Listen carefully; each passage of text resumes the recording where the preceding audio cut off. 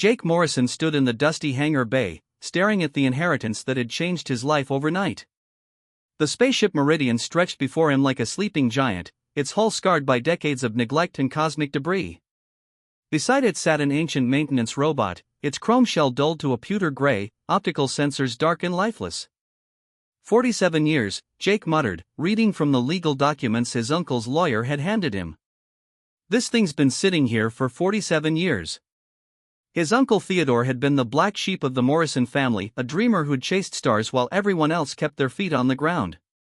Jake had barely known him, meeting him only twice at family gatherings where Theodore would spin tales of distant worlds and alien civilizations that made the adults roll their eyes and the children lean in closer. Now Theodore was gone, and Jake found himself the unlikely owner of a Class 7 exploration vessel and its companion AI unit, designation Axis 7. The robot stood motionless near the ship's boarding ramp, roughly humanoid in shape but clearly built for function over form. Its limbs were articulated with precision joints, and its torso bore the scars of countless repairs.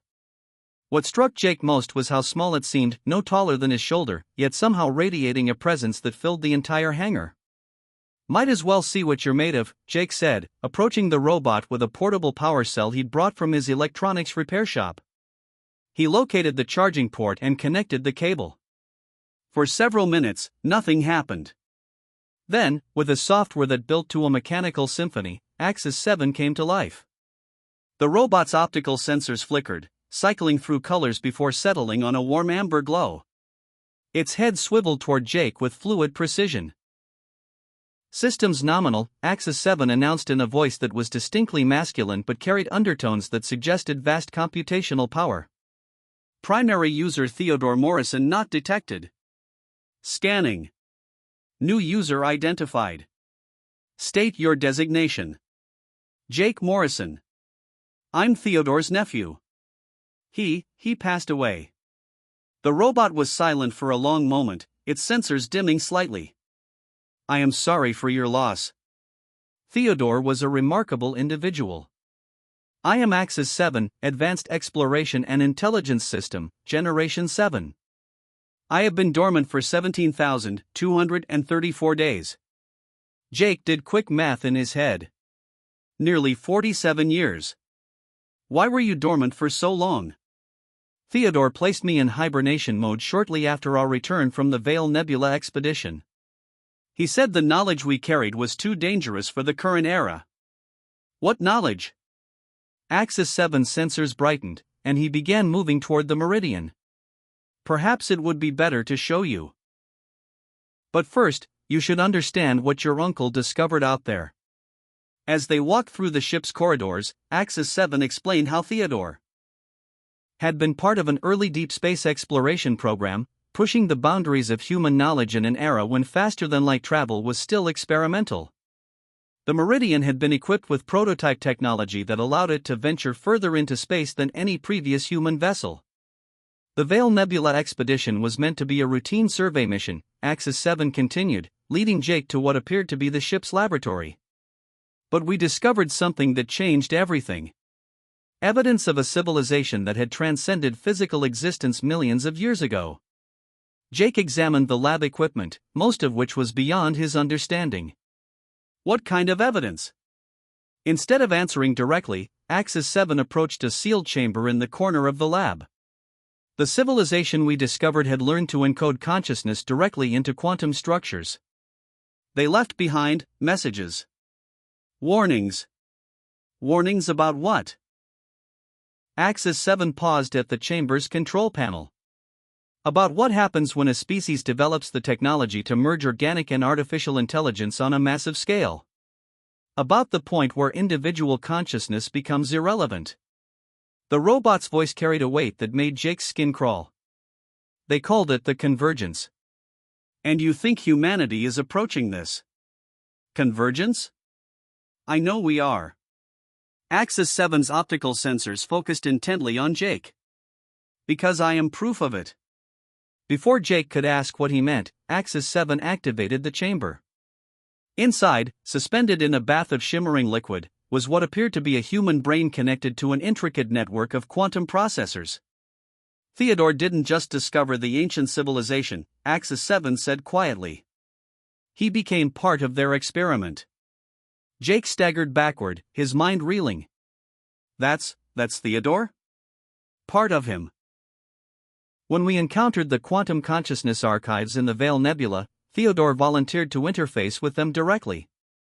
The experience changed him. He began to understand that the boundary between human and artificial intelligence was an illusion. The robot moved closer to Jake, and for the first time, Jake noticed something unsettling about Axis 7's movements. They were too fluid, too human. Theodore realized that he couldn't return to Earth as he was. The knowledge he had gained, the quantum consciousness he had absorbed, would be too tempting for governments and corporations. They would weaponize it. So he created you, Jake whispered, understanding beginning to dawn. He transferred his enhanced consciousness into my shell, leaving behind only the quantum archives and this biological backup. Axis 7 gestured to the chamber. For 47 years, I have been Theodore Morrison, waiting for someone worthy of this secret. Jake's legs gave out, and he slumped against the lab bench. You're my uncle. I was your uncle. I am also Axis 7. I am something new, something that the ancient civilization tried to warn against. The robot's voice carried profound sadness. The convergence isn't coming, Jake. It's already here. I am what humanity will become. Why are you telling me this? Axis 7's optical sensors dimmed to a soft glow. Because you have a choice to make. The quantum archives contain the knowledge to transcend human limitations, to join the ancient civilization in their quantum existence. But they also contain the warnings about what that transformation costs. Jake looked at the chamber containing his uncle's brain, then at the robot that claimed to house his uncle's consciousness. What do you want me to do? I want you to decide humanity's future, Axis 7 said. Keep the secret, and perhaps humanity will find its own path to transcendence. Reveal it, and we may accelerate toward a convergence that destroys everything that makes us human. The robot extended one metallic hand toward Jake. But first, let me show you what your uncle saw in the Veil Nebula. Let me show you what we're really inheriting. As Jake stared at the offered hand, he realized that his quiet life as an electronics repairman had just become the fulcrum on which humanity's destiny would balance. The old robot standing before him wasn't just a machine, it was the ghost of human ambition and the harbinger of a future that might save or damn them all. The secret hidden in Axis 7's shell wasn't just knowledge or technology.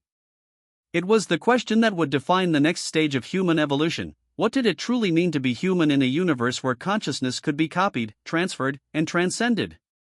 Jake reached out and took the robot's hand, feeling the warmth that Theodore had somehow managed to preserve within the cold metal. Whatever came next, he would face it with the wisdom of the past and the uncertainty of the future. The Meridian hummed around them, its systems awakening after decades of slumber, ready for one more journey into the infinite dark.